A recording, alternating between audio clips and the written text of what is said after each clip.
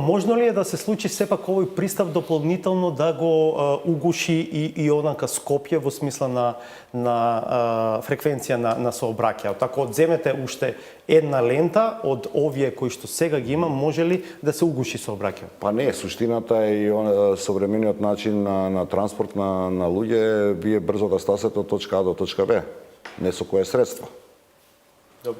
Вие сакате да дестимулирате апсолутно користење на автомобили. Токму така и го почнавме загадувањето. Ако имате ваков систем, сега зборуваме дека фреквентноста што ја предвидуваме ние во документацијата што имаме спремна скоро целосно за едната и на крај сме за втората релација, предвидуваме дека ваков тип на возило со капацитет од преку 200 патници ќе имате на секој 3 до 4 минути на автобуска станица.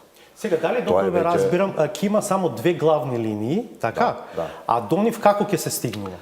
Паралелно кога ќе почнеме постапката за набавка на овој систем, започнува и постапката на студија за анализа на потребите, да речеме, наше последен пат направено во 1984 година, во кое што ќе бидат формирани така наречените линии за снабдување.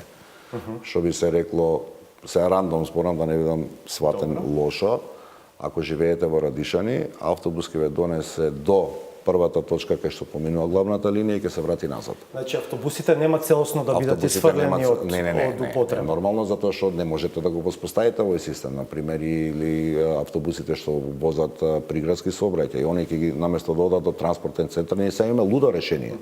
Значи ви имате околу 40 и нешто линии што ви завршуваат у центарот на градот, у транспортен центар.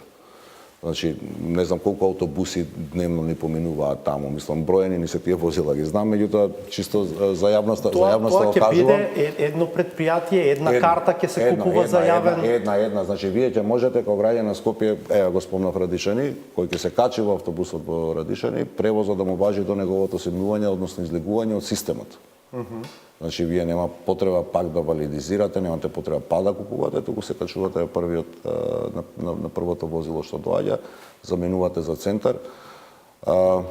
Податок што е многу битен, да речем, за вас или за граѓаните во овој момент, на што ние работиме оперативно во студијата што ја спремаме, е дека оперативната брзина на овие возила ќе биде некаде помеѓу 35 и 40 км на час. Оперативната брзина, тоа значи отприлike просечна.